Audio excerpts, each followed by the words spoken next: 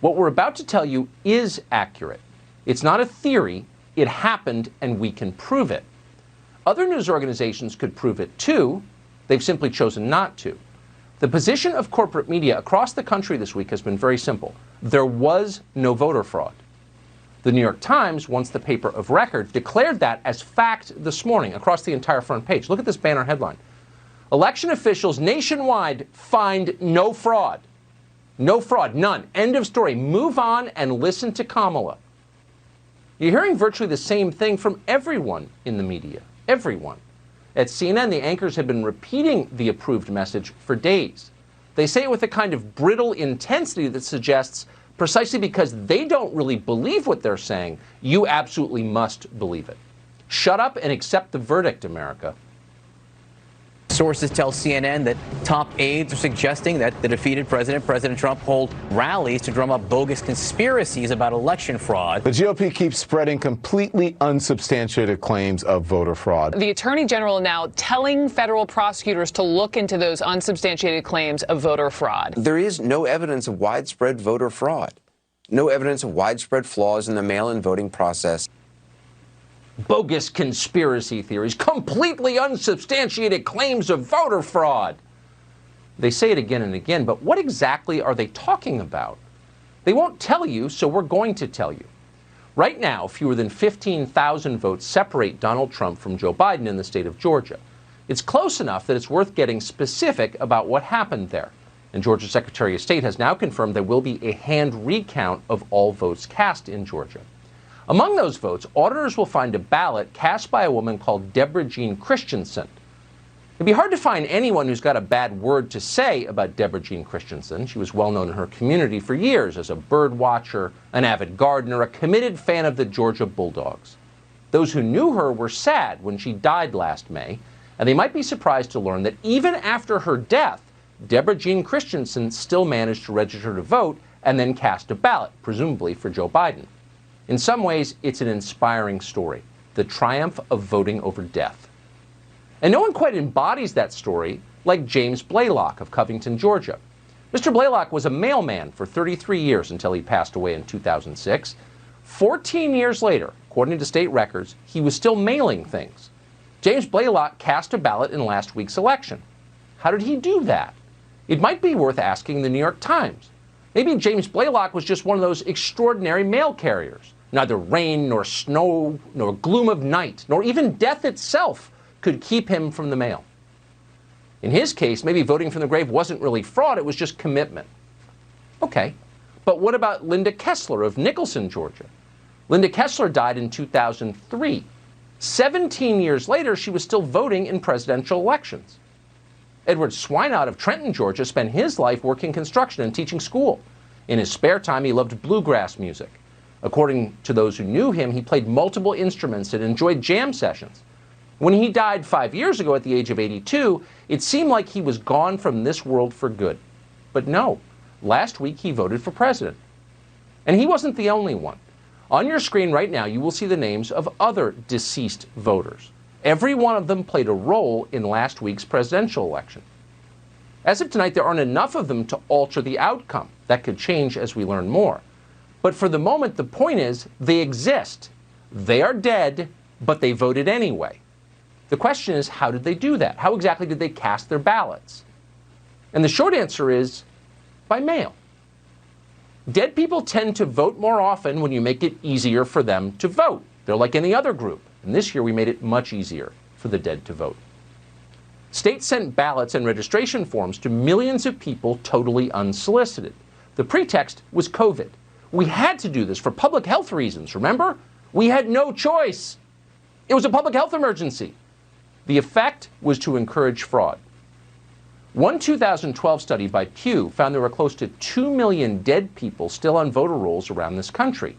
That study also found that approximately 24 million voter registrations, that is 1 out of every 8 in America, were wrong.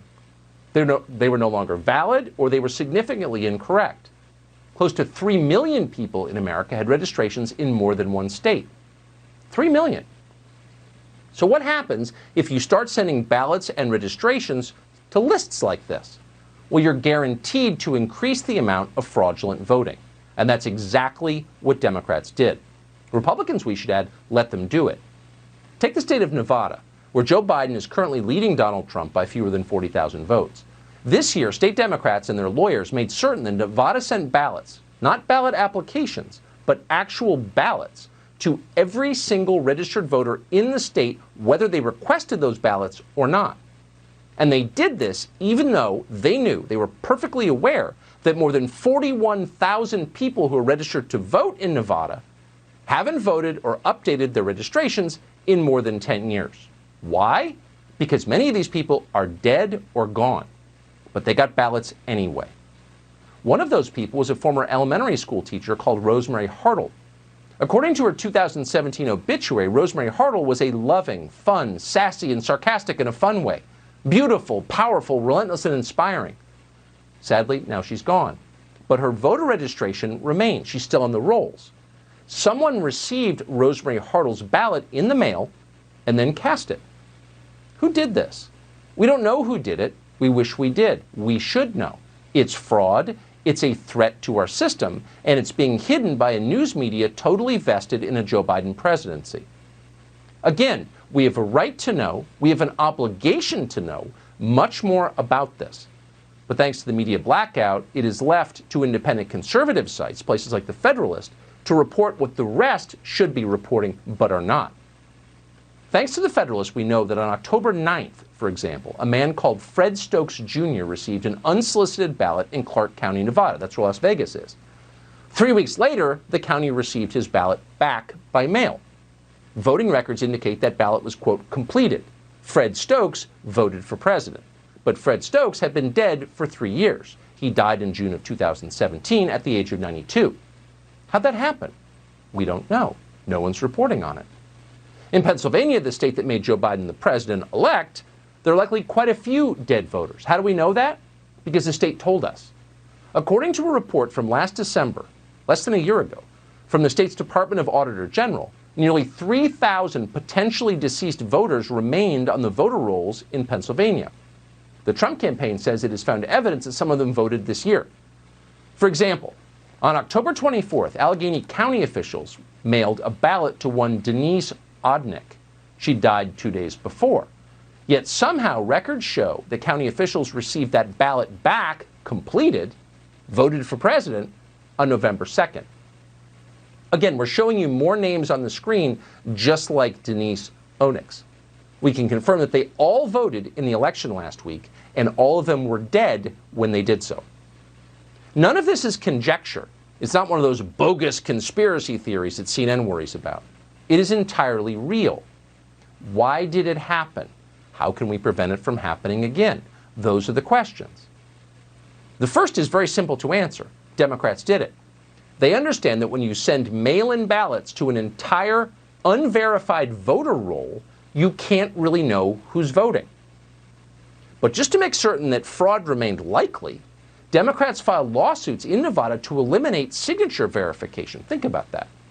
In 2019, well before the coronavirus panic, Ron Wyden, is a Democratic senator from Oregon, sponsored the Vote by Mail Act. The Vote by Mail Act demands that every state in the union mails ballots to their entire unverified voter list. Whether you ask for it or not, whether you're alive or not, you get a ballot. There's no other way to interpret this. Democrats are abetting fraud. This summer, Democrats in the House of Representatives passed something called the HEROES Act. It wouldn't simply have provided, quote, automatic mailing of absentee ballots to all voters in America. It also would have prevented states from restricting in any way ballot harvesting. That means that anyone could collect and return bundles of ballots from dead or living voters to polling stations, and there would be no oversight of this at all. That's insane, but expect more of it. Loose voting rules are too useful for the left to pass up. In January, Democrats could very well gain control of the United States Senate. If that happens, much will change, but one of the things that will happen, they will pass the HEROES Act into law. Right now, they're claiming universal mail-in balloting is necessary because of coronavirus. It's a public health emergency. We have to have it. But they're lying. They've been pushing for this very thing for years, for one reason. It gives them an advantage because it increases the incidence of fraud.